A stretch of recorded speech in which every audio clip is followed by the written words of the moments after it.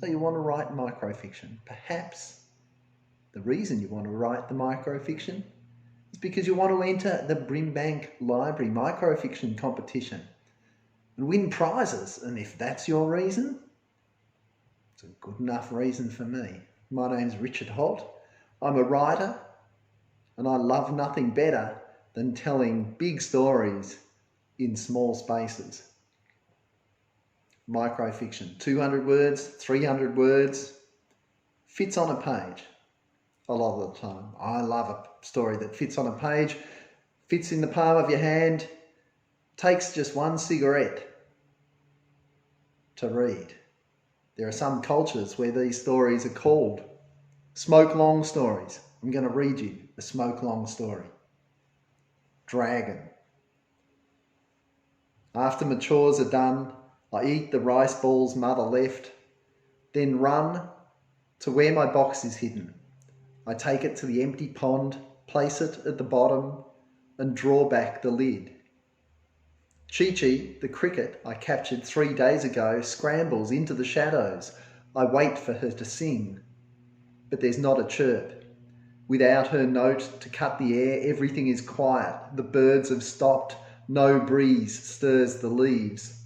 Then I hear what Chi-Chi and the birds have heard, an approaching murmur above the clouds. I imagine what kind of monster it must be.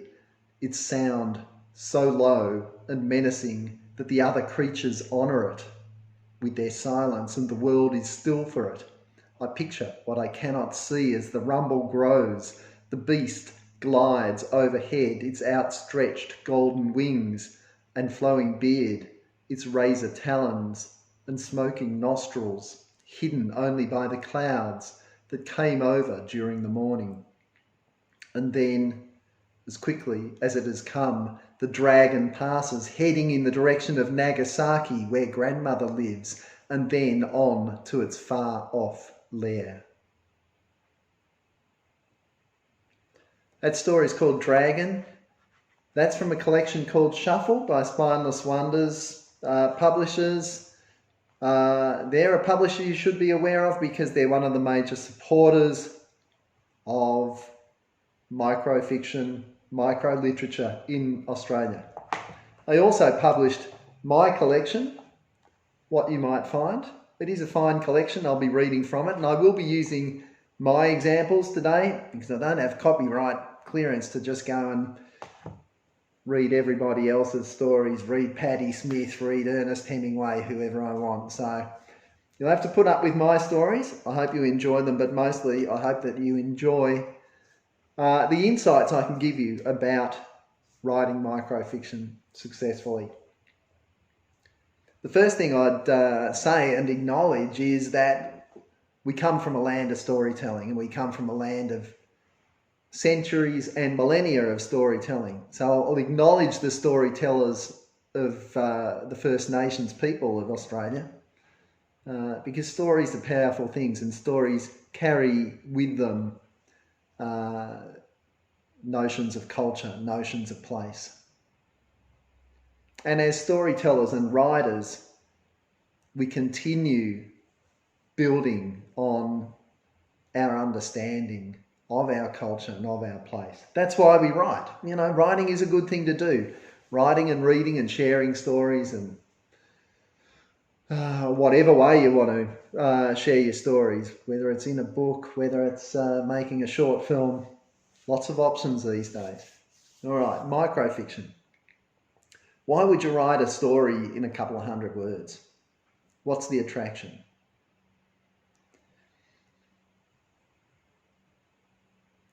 We're a time-poor society, first up. So it's a form that has found its moment, I think. It translates very well into some of the media that we use every day.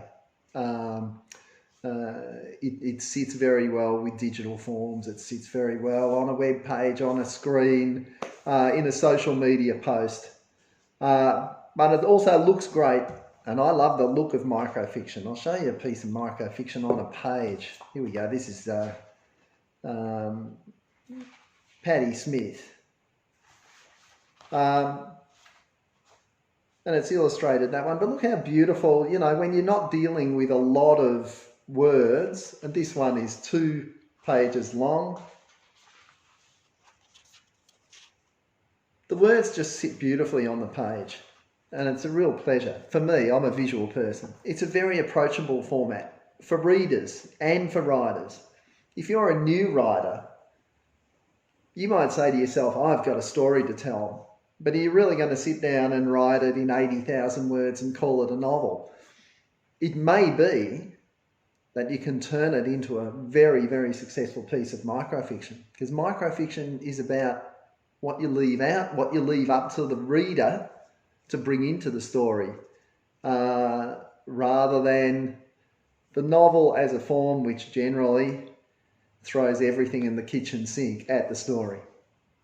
I love novels, but you know, when you're dealing with microfiction, you're dealing with something a little bit more poetic, and you contract with the reader is a different one.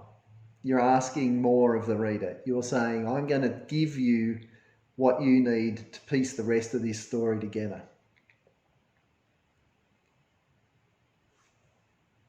But for me, the main reason why microfiction has always been and will always be an attractive format and a great format to write is we do it all the time. It's our natural storytelling mode.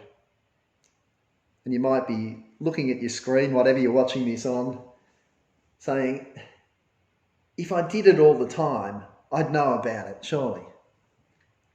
But we do. Do we tell jokes? Do we tell anecdotes?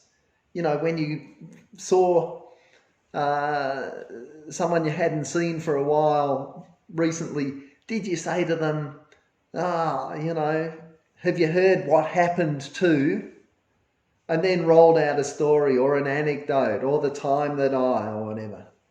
You know, we tell those stories. That's how we communicate when we meet up with people. Jokes. When I've taught microfiction to kids, especially primary age boys, you ask them to tell you a story and they'll initially look a bit befuddled, and then you say to them, tell me a joke. And every hand in the room will go up, wanting to be the first one.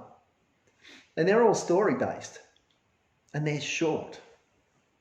And they have those classic elements that stories have. Because a joke doesn't work unless you bring it in an arc round to a conclusion. Probably one of my favourites is narrative song. The example I love is a country song. It's Kenny Rogers, it's The Gambler. It's not the prettiest piece of music, but as a piece of storytelling, it's really worth having a listen to. A man gets on a train. We know where the train is by the language that's used. We know that what sort of train it is. It's not a first-class carriage. It's a bit of an empty, rattling train just thundering across the back blocks of the US. And he's down on his luck. And he meets an enigmatic character who explains a few things to him about his life and gives him some advice. And by the next morning, the gambler, as the lyrics say, has broken even. He's died. He's died, leaving our protagonist with a better understanding of his position in the world. It's a beautiful piece of storytelling. Have a listen to it. I did it no justice then at all, no justice. You know, narrative song is really important. In most cultures, there are versions of narrative song that do exactly what microfiction does. That's tell stories in a very concise number of words. So what sort of writers are we talking about? We're talking about writers of vignettes, for instance, writers like Lydia Davis. We're talking about writers of prose poetry like Patti Smith. We're talking about experimental writers, Richard Brautigan, Kurt Vonnegut, some of the great American writers of the post-war era. You know, this stuff has got a tradition, and it's a very solid tradition. What are the elements of good microfiction? To me, they're essentially the same as the elements of any good fiction. Character, plot, setting, a story arc of some sort, a conclusion of some sort. I'll say of some sort because often those things are left relatively open. But for me in microfiction, we are always asking the reader to create what we don't create for them as writers. And so we can leave the gaps for the reader to create the conclusion in the story. So this story is called What You Might Find. Indy had been given the lucky dip. Not particularly inspiring, but as always, she put her heart into it. She'd made it up in a plastic rubbish bin and packed the donated treats, trinkets and lollies, vouchers for ice creams and hot dogs in little boxes from the factory in town. Then she buried them under strips of paper, shredded documents that had once been important and confidential.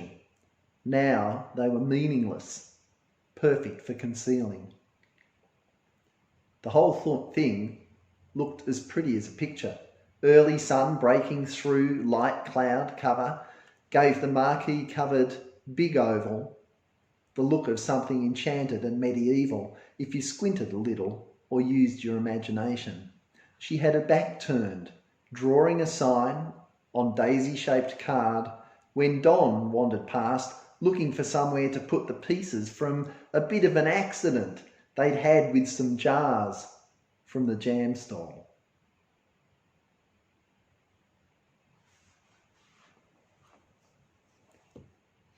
That's an example of a piece where really we know that the conclusion to that story hasn't been reached.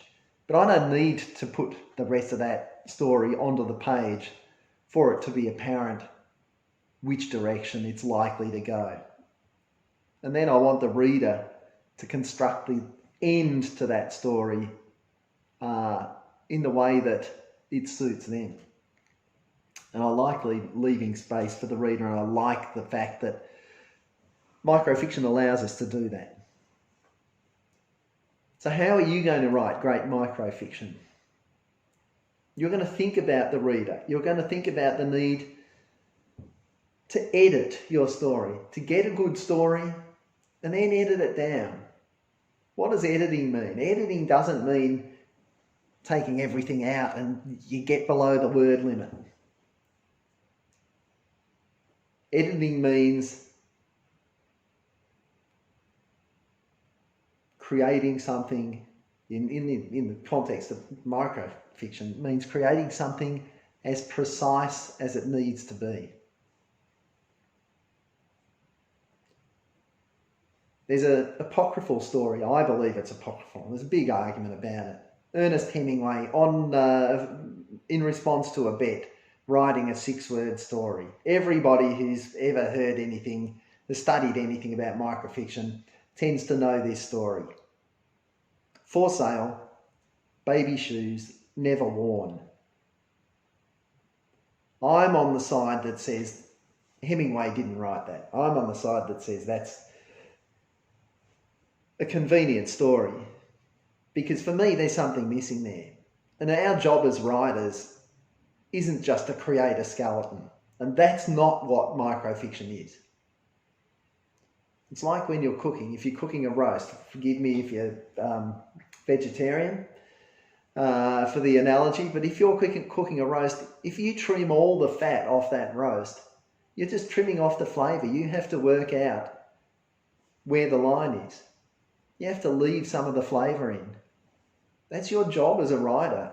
What you're creating with a piece of microfiction has to be a pleasurable experience in terms of just the reading. Put the plot and the characters and everything else aside. You're trying to create something where there's pleasure just in the act of reading itself. And so if you trim your story down till all it is a skeleton that links A to B to C to D, and you reach a conclusion that way, the pleasure's gone. You know, the satisfaction of the reader feeling like there's a communication with them from the writer who's taken care over this. That's part of the buzz of being a reader. So one of the big things I'd say to you is don't lose your voice in the pursuit of that word limit. Work hard to bring it down if you have to, but make sure that what's on the page is you and that your reader can see you in those words on the page, can hear your voice. So that's the first thing I'd say. You're not going to get it right the first time. So you write and then you rewrite and then you rewrite again. But as you're rewriting, there's one question I would have you ask yourself. And this is the great magic question of fiction writing, if you ask me. It's 2 words long. What if? So you create your story and then you interrogate it and you say, what if? What if my main character falls in love at this point and the story is turned on its head? Struck by lightning. Don't use struck by lightning.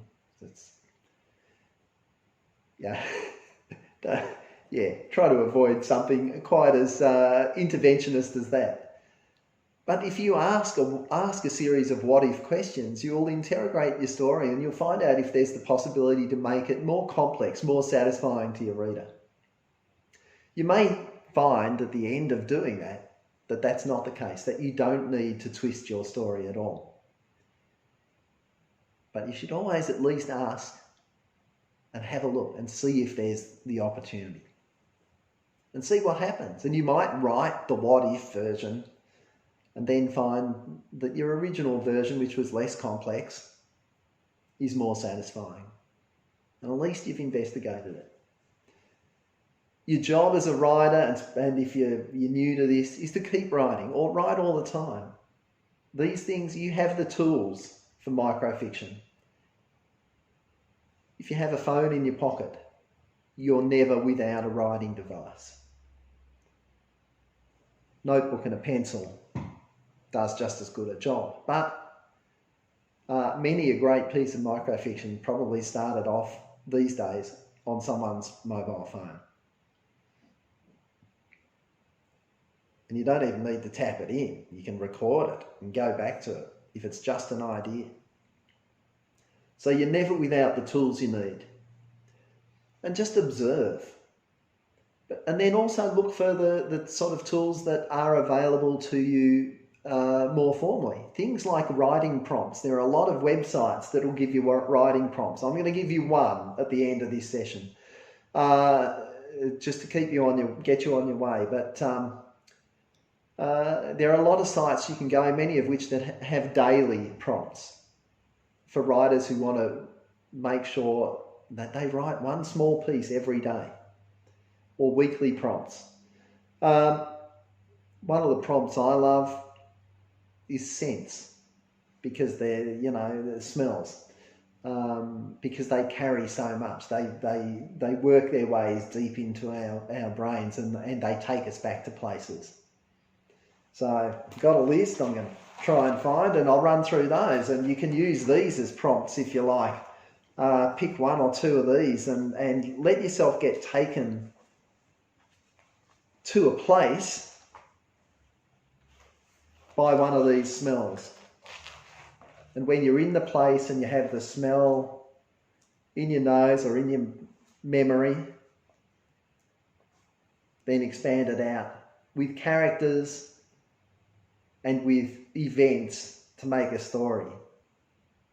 Because smells are evocative. They'll take you there. Freshly baked bread, the Australian bush, seaweed drying at low tide, a lover's pillow, diesel fumes, train brakes, a teenage boy's bedroom, stables, a public toilet, the perfume counter of a department store, whiskey, cigarette smoke, campfire smoke, a fish and chip shop, cars doing burnouts, licorice, sausages on a barbecue. I could go on. Those are the sorts of prompts. Really, a prompt can be anything. And it would be worth you looking around wherever you're watching this and just picking one object and saying to yourself, there's a story in that object. What is it? There was a period where I wrote a piece of microfiction every day for a year. And at one point, stuck for anything to write, I looked around the room I was in and there was a rice cooker in the corner. And I just decided that's going to be it. Today's story is going to be the rice cooker story. And I found my rice cooker story. And it wasn't a great story, and it wasn't a bad story. But it got me writing. There's no excuse for not writing. One of my hobbies, I guess, I'm a collector of books, and I'm a collector of pulp fiction, especially Australian pulp fiction from the 50s and 60s. One of the greatest pulp fiction writers in Australia was the writer Carter Brown. Carter Brown was on a contract with his publisher Horwitz to provide for them 2 novels every month. And when I'm stuck for something to write, I have a think about that and I think, oh yeah, all right, just get on with it. Because he had no choice. All right, I might read one more story and then I might wrap it up. And I hope that you're inspired, and I hope that you write some great microfiction. I'm sure you will, and that you enjoy doing it.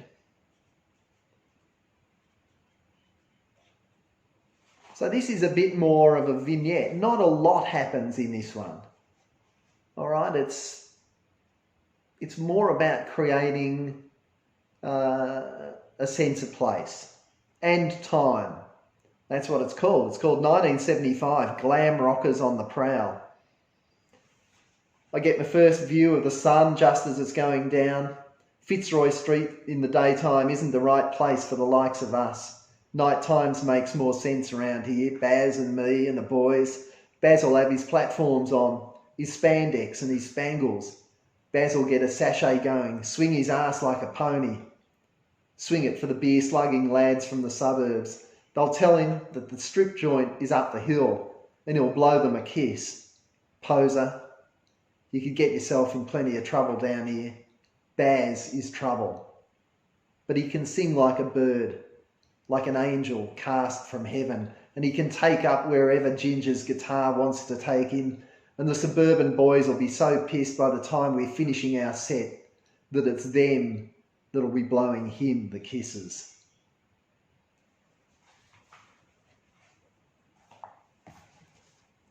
Characters, place, a little bit of plot, plenty of room for the reader to come in and fill in any gaps that are there.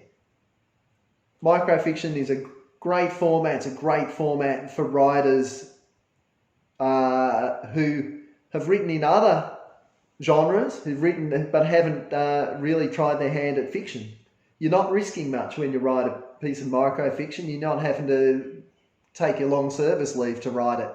like you might for your novel or your autobiography, if your life is interesting enough to have an autobiography.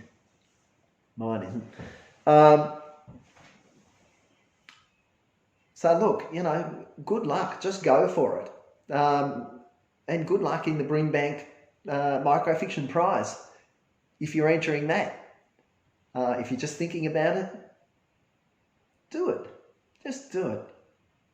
Have a look around, get some prompts, put some ideas together, interrogate them, put them down, write them, rewrite them.